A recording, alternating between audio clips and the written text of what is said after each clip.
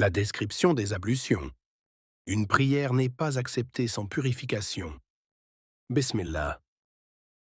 Il est prescrit de mentionner le nom d'Allah au début des ablutions. Ainsi donc, nous commençons par cela. On se lave les mains. Ensuite, on se rince la bouche, gargarisation, et on aspire et expire de l'eau par le nez. La gargarisation consiste à mettre de l'eau dans la bouche et à la remuer à l'intérieur. Quant à l'aspiration, il s'agit d'absorber de l'eau par le nez en l'aspirant, puis son extraction par l'évacuation. Il est recommandé d'accentuer la gargarisation et l'aspiration, sauf pour le jeûneur ou quiconque craint un préjudice.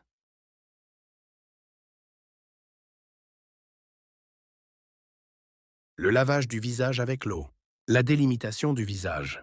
En longueur, de la racine habituelle des cheveux jusqu'au menton, et en largeur, d'une oreille à l'autre. Le lavage du visage implique de laver l'ensemble des poils qui s'y trouvent, comme les sourcils. Quant à la barbe, si elle est peu fournie, il est obligatoire de laver la peau qui se trouve en dessous. Mais si elle est dense, il faut en laver la partie apparente. Il est recommandé de la frictionner avec de l'eau.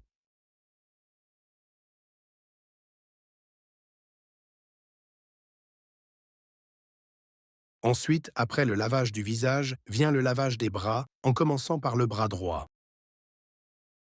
Le lavage des bras va des extrémités des doigts jusqu'aux coudes, en lavant aussi les coudes.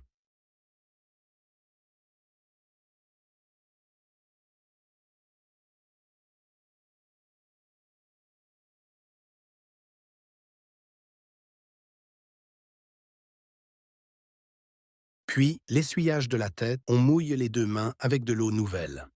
Ensuite, nous passons les deux mains mouillées du haut du front jusqu'à la nuque.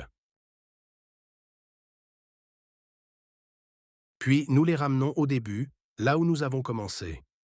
Ensuite, nous essuyons les deux oreilles avec ce qu'il reste d'eau avec laquelle nous avons essuyé la tête. Nous faisons cela une seule fois. La description de l'essuyage des oreilles. On introduit les index à l'intérieur des deux oreilles et on les essuie. Et, avec les pouces, nous essuyons l'extérieur. Nous avons aussi bien essuyé les oreilles extérieurement qu'intérieurement.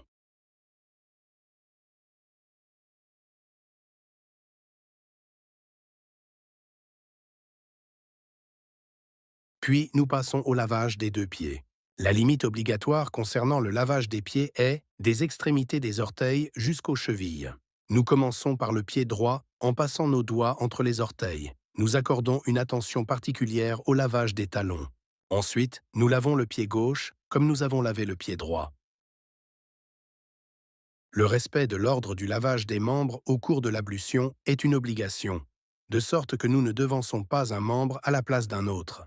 La succession entre les membres est aussi obligatoire, de sorte que nous ne tardons pas longtemps pour passer d'un membre au membre suivant. Le lavage une seule fois est suffisant pour l'ensemble des membres des ablutions. Toutefois, il est recommandé de répéter le lavage 2 ou 3 fois pour le visage, les mains et les pieds, ainsi que pour la gargarisation et le rinçage du nez, et ceci est préférable. Après avoir terminé les ablutions, il est recommandé de dire Ashhadu an la ilaha illallah, wahdahu la sharika lah, wa ashhadu anna Muhammadan abduhu wa rasuluh. Et il est bon d'ajouter Allahumma ja'alni min at-tawwabin, waj'alni min al-mutatahhirin.